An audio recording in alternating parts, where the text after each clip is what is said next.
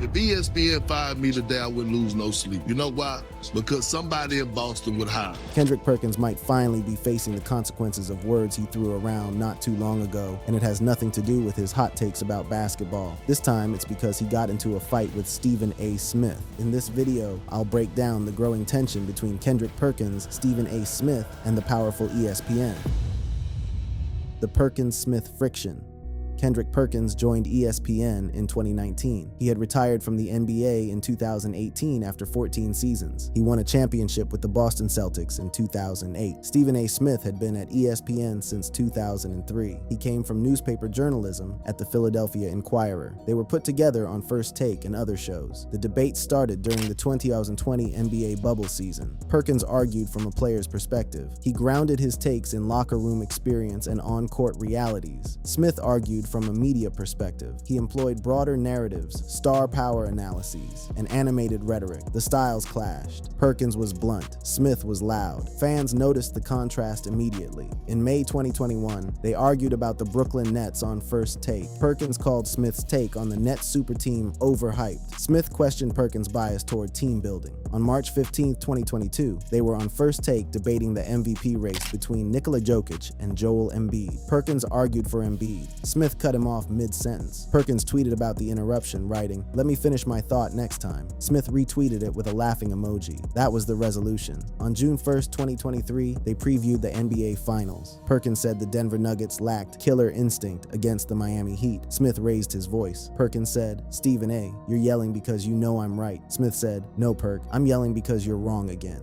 ESPN used the clip for promotions. Afterward, Perkins went on Smith's podcast, The Stephen A. Smith Show. They laughed about it. Smith said, "We push each other to be better." In February 2024, Perkins questioned LeBron James' involvement in coaching searches. Smith defended LeBron on First Take. Perkins said, "Stephen A., you're too close to LeBron." Smith fired back, "I've been covering the league longer than you've been retired. Don't question my objectivity." Molly Karam intervened. Fan reactions on X were divided. Some sided with Perkins for keeping it real. Others praised Smith's experience and longevity. No apologies were issued. They co-hosted the next episode without issue. The entire cycle, from provocation to resolution, took less than 24 hours. In July 2024, they argued over the Team USA Olympic roster. Perkins wanted more minutes for young players like Jason Tatum. Smith wanted veteran leadership. Perkins interrupted Smith, a reversal of the usual dynamic. He said, "Let me talk, Stephen A." Smith paused dramatically, letting the silence build before conceding the floor. "All right, Perk, enlighten us." The clip hit over 500,000 views on YouTube. On January 20th, 2025, they debated the MVP ladder on First Take. Perkins ranked Shai Gilgeous-Alexander above Jokic. Smith said, "Perk, your takes are getting wilder." Perkins responded, "At least I played the game. You're just talking." A silence followed. Smith broke it with, "Respect the resume, Perk." Former players like Shaquille O'Neal supported Perkins on social media, recognizing the credential argument as one that resonated with anyone who had worn an NBA jersey. Smith addressed it on his show, saying, "Perk and I go at it, but it's love." On March 10th, 2025, they argued about media bias, not about a player or a trade, but about themselves and the industry they work in. Perkins said, "Stephen A.,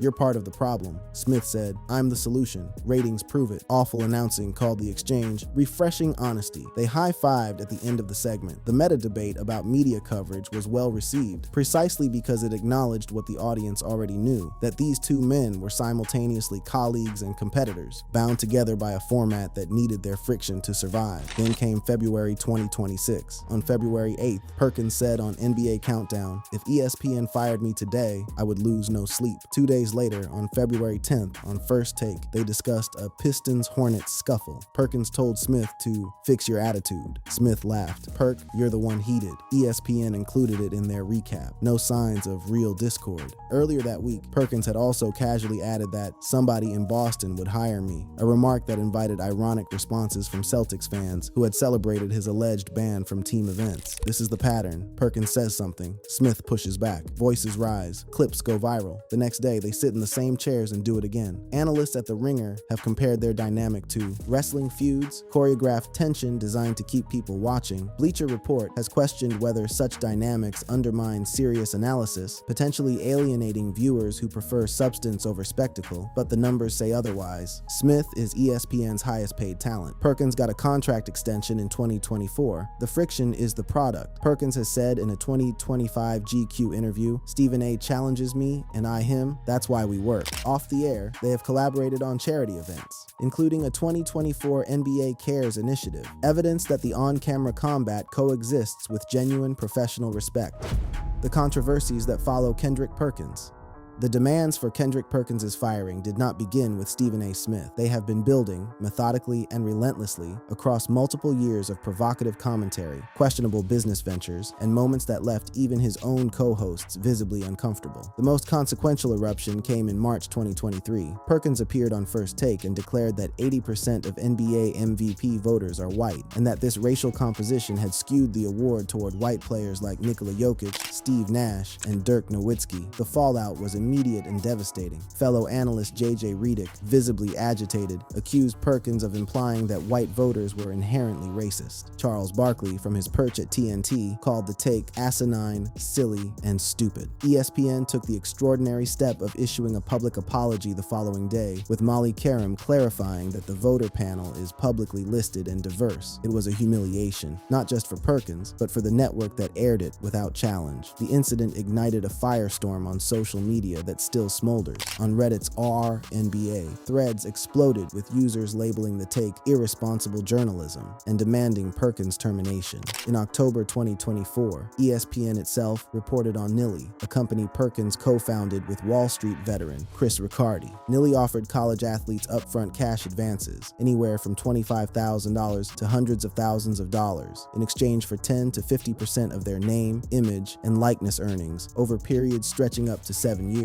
Consumer finance experts, including Michael Haddix Jr. and Chris Peterson, eviscerated the model as predatory, comparing it to high-interest lending that targeted financially vulnerable young athletes. The contracts were structured as licensing deals rather than loans, a distinction that avoided repayment requirements if earnings fell short, but also skirted truth-in-lending protections. One-sided clauses allowed Nilly to terminate agreements if an athlete's reputation harmed the company, while athletes received no assistance in actually securing NIL deals. Fan reaction on X was merciless. Kendrick Perkins, involved in predatory loans to kids, nullifies his amateur sports opinions. Reddit threads echoed the sentiment, with users calling it unethical and demanding ESPN sever ties with Perkins to avoid association with the venture. The uncomfortable moments kept accumulating. In October 2025, Perkins made a cringeworthy on-air comment to co-host L. Duncan on SportsCenter. Duncan made a pun on his surname, one of the Perkses, and Perkins responded, "What you need ibuprofen for when you can have a perk?" Duncan appeared stunned, pausing before saying, "I literally can't stand you and I love you." The moment was awkward enough on its own. On X, it became something worse. Reactions ranged from bro begging to be fired to L looked uncomfortable, suspend him.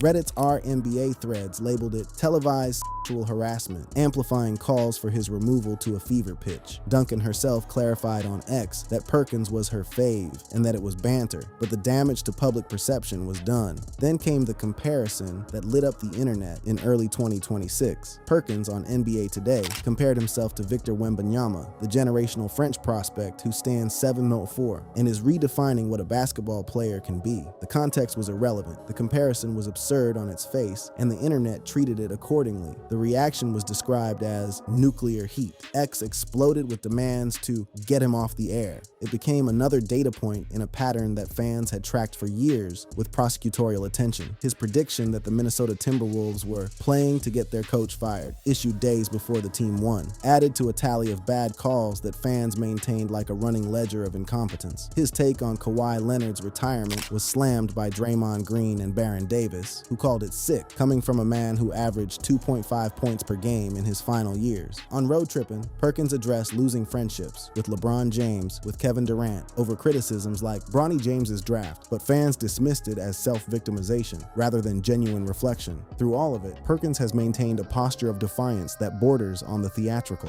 On NBA Countdown in February 2026, he declared, "If ESPN fired me today, I would lose no sleep. Somebody in Boston would hire me." The statement was meant to convey confidence. Instead, it read as an invitation, and fans across Reddit and X obliged with memes, wish lists, and countdown clocks appearing within hours. The controversies stretch back further than most fans remember. In 2021, during the NBA Finals, Perkins compared Milwaukee Bucks star Giannis Antetokounmpo to Robin and called teammate Chris Middleton the real Batman, implying the reigning Finals MVP was not the driving force behind his own championship. The take infuriated Bucks fans on a visceral level, but the consequences were far more severe than online anger. Perkins revealed on Road Trippin' that a fan threatened to kill my wife and kids over the comment, forcing ESPN's security team to track down and jail the individual. ESPN also ordered Perkins, along with Dan Orlovsky and Mina Kimes, to cut promotional ties with Papaya Gaming, a controversial solitaire app, adding another layer to the perception that Perkins' side ventures reflected poorly on the network. And in April 2025, he was caught in a lie about boycotting NBA awards. Audio emerged contradicting his claim, leading to waves of mockery on X and fresh rounds of firing demands. His relationship with his former team, the Boston Celtics, has become its own cautionary tale. After criticizing coach Joe Mazzulla with the unforgettable line, "If you take his brain out and put it in a bird, the bird is going to start flying backwards," Perkins was reportedly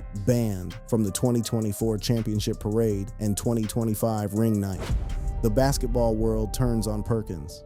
The backlash against Kendrick Perkins has never been limited to anonymous users on Reddit threads. It has come from Hall of Famers, active superstars, and championship winners, people whose credentials dwarf his own and whose words carry the weight of first-hand authority. The cumulative effect has been a slow, methodical dismantling of Perkins' credibility as an analyst, conducted publicly and without apology. Charles Barkley has been the most relentless. In March 2025, after Perkins declared on NBA Today that the Los Angeles Lakers were saving the NBA, Barkley erupted on Inside the NBA. "I saw a fool, idiot on TV saying the Lakers saved the NBA. He's an idiot and a fool, but he knows who he is." With Shaquille O'Neal laughing beside him, Barkley ripped into ESPN's fixation on big market teams, pointing to Cleveland and Oklahoma City as the actual stories of the season. Perkins fired back on X with characteristic aggression. "Hey, ANBA on TNT might want to tell that senior citizen Charles Barkley that I'll be around. When he see an idiot or fool in person, make sure he keep that same energy." The exchange was raw and personal, and it built on years of accumulated tension.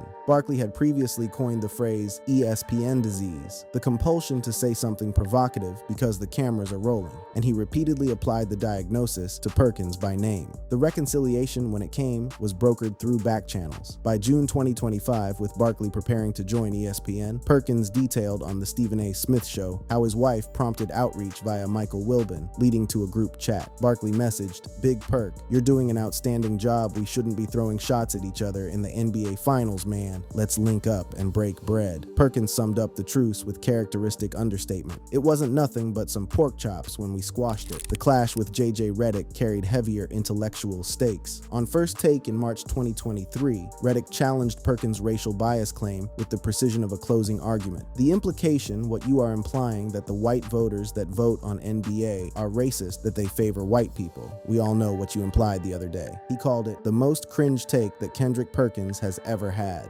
methodically dismantling the cherry-picked data and exposing the logical contradiction. "It's really weird that a bunch of racist voters would mainly vote for black players except for a few handful of times. See how stupid that sounds." The exchange was one of the few occasions where Perkins appeared genuinely outmatched. Draymond Green's war with Perkins has been the ugliest and most personal. In June 2022, during the NBA Finals, Green called Perkins a racial slur on his podcast, later apologizing with the caveat, "I could have very well replaced the word with clown. I stand on what I mean and what I say." Perkins responded in a 2-minute video, seething, "Hey Draymond, you good? What the wrong with you? Didn't you just win your 4th championship? What the you worried about me for?" The feud reignited in October 2024, when Perkins suggested Kawhi Leonard should retire due to injuries. Green blasted the hypocrisy with surgical aim. "I was baffled. The man averaged 2.5 points per game for 3 years straight. Guys like LeBron James and Kevin Durant were actually inviting him to their teams." Baron Davis piled on with undisguised contempt. "That's sick coming from Kendrick Perkins. You average 2, bro. It's a hierarchy. If you ain't one of them, shut the hell up." To see the kind of bold commentary that generates the these feuds, look no further than Perkins' recent take on Steve Kerr and the Warriors. When discussing the Jonathan Kuminga situation on Road Trippin', Perkins did not equivocate. Steve Kerr is the problem. Period. 4 words and a period. That is the Perkins style. Declarative, unhedged, impossible to ignore. And then he doubled down, daring the audience to disagree before laying out his case. It is this exact approach that makes Perkins magnetic to fans and insufferable to the people he targets. All those organizations are set up for the now and the future. He drew a line between franchises that invest in young talent and the Warriors, who he argued had squandered every opportunity to develop theirs. The Warriors, the future? What future? Is no future. That bluntness, the willingness to say there's no future about a franchise that won 4 championships, is precisely why Kevin Durant once feuded with him, why LeBron James unfollowed him, and why Ja Morant dismissed him entirely. Stephen A. Smith and the Art of the Controversy.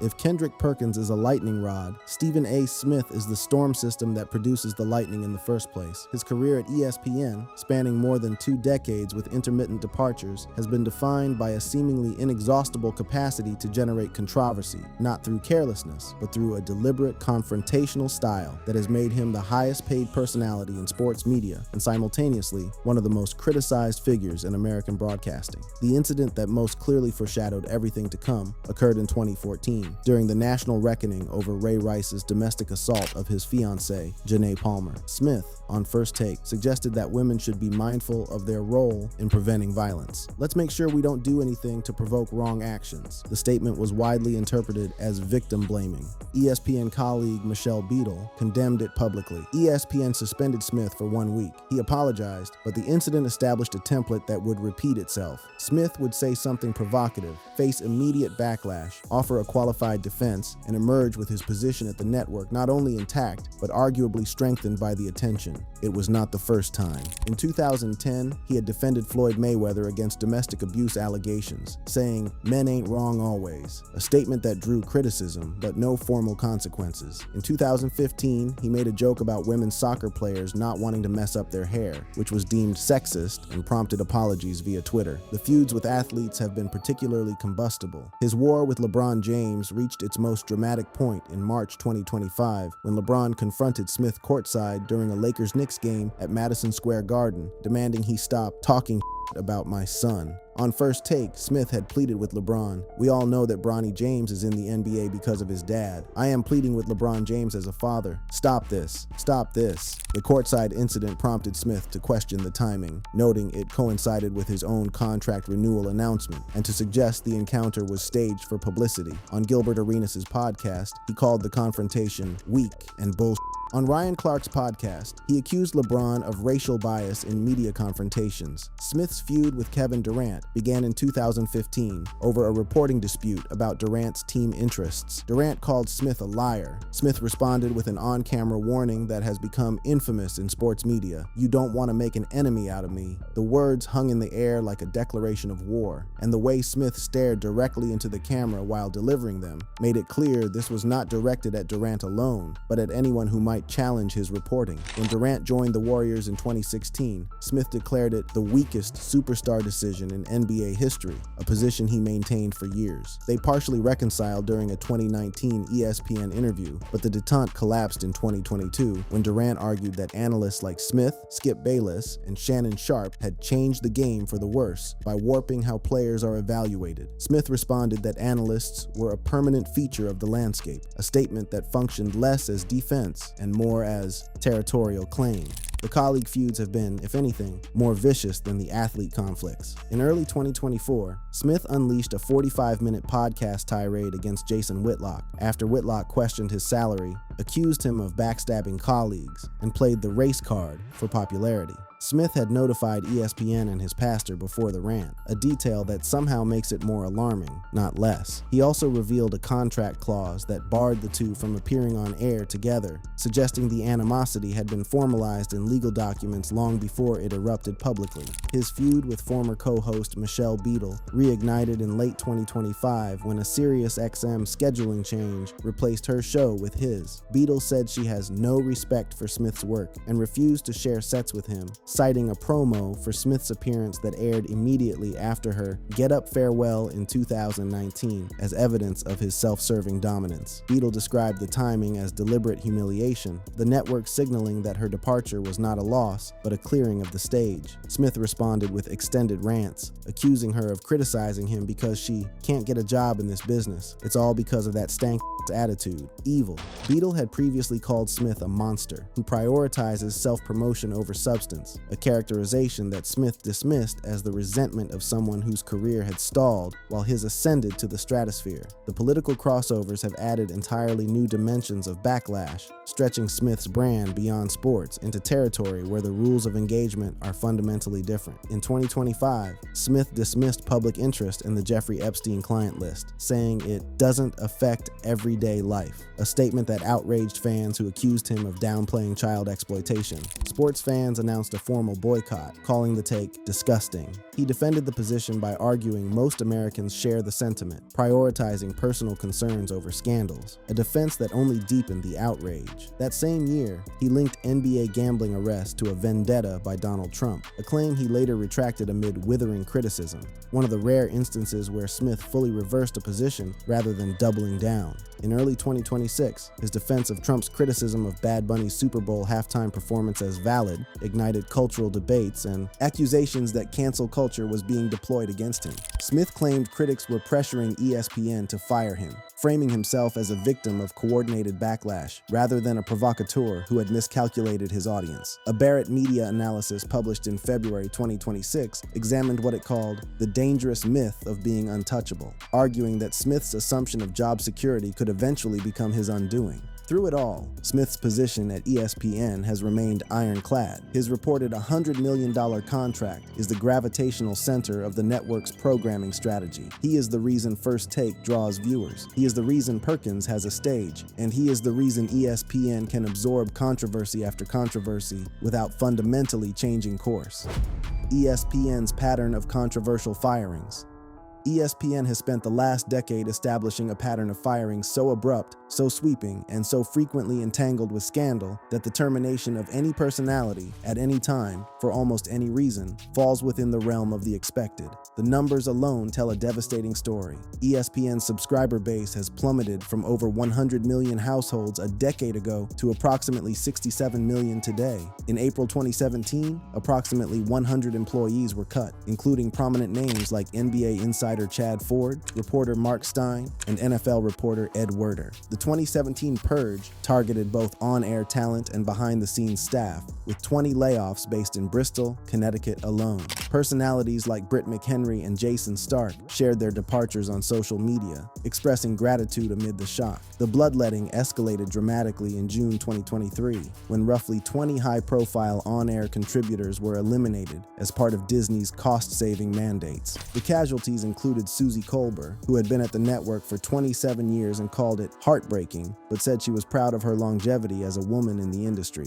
Ashley Brewer, who was laid off a week before her wedding and responded by expressing gratitude for personal growth and excitement about the future, and a roster of established analysts that read like an all-star team of The Departed: Jeff Van Gundy, Max Kellerman, Keyshawn Johnson, Jalen Rose, Steve Young, Matt Hasselbeck, Todd McShay, and David Pollack. ESPN insisted the decisions were based on overall efficiency rather than merit, a distinction that offered cold comfort to the people packing their desks. The overhaul was criticized for targeting experienced voices and fueled rumors that the network was pivoting to cheaper, digitally native talent, a theory that gained credibility when Pat McAfee was hired for $85 million over 5 years, while veterans with decades of institutional knowledge were shown the door. The political dimension of ESPN firings cannot be ignored. Jameli Hill's 2017 Halloween controversy, in which she called Donald Trump a white supremacist on Twitter, provoked White House backlash and eventually contributed to her departure from the network. The incident established an uncomfortable precedent that personal expression on political topics, even on personal social media accounts, could trigger consequences at the corporate level. But the layoffs were only half the story. The firings driven by scandal painted an even darker portrait of the network's internal culture. In August 2023, Senior Vice President of Production Lee Fitting was dismissed after an HR investigation into years of alleged workplace misconduct. Fitting had been instrumental in transforming college game day into a cultural phenomenon and oversaw Monday Night Football. But behind the professional accolades, more than 20 women alleged a toxic environment under his leadership. The allegations were specific and disturbing. A 2012 comment implying a woman's oral abilities based on her beer drinking, a 2014 incident where he patted his lap and offered it as a seat to a female staffer, and 2018 texts telling a female employee, "You look hot." Staffers reportedly warned each other against solo meetings with him. Fitting denied several allegations through a spokesperson and joined WWE in January 2024. The case of Sam Ponder introduced an entirely different dimension of controversy, one where the firing itself became the scandal.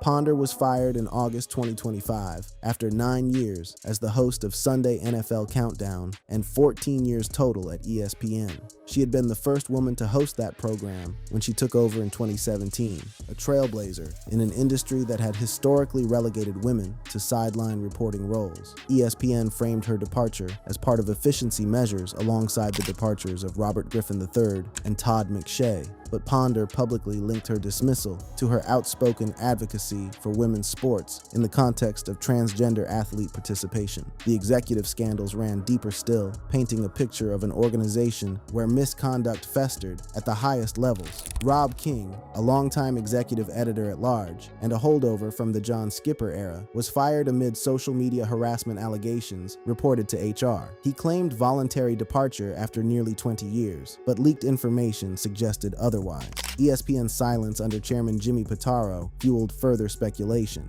particularly in the wake of Skipper's own 2017 resignation amid a cocaine addiction disclosure. Christina Douglas, an executive director, was let go in April 2025 after employee complaints, adding to the cascade of departures that made ESPN's executive suite feel like a revolving door with no emergency brake. These departures fed into a persistent atmosphere of instability that one report described as palpable insecurity among remaining staff, particularly amid Stephen A. Smith's $100 million contract negotiations. A February 2025 report highlighted the paradox that haunts the network. Employees feared for their jobs while watching the network pour unprecedented resources into a single personality, creating a hierarchy of value that left everyone else wondering where they stood. The Pat McAfee situation added yet another layer of dysfunction to an already fractured workplace. ESPN producers grew frustrated with what they described as McAfee's diva behavior, public criticisms of producers and executives that went unchecked by network leadership.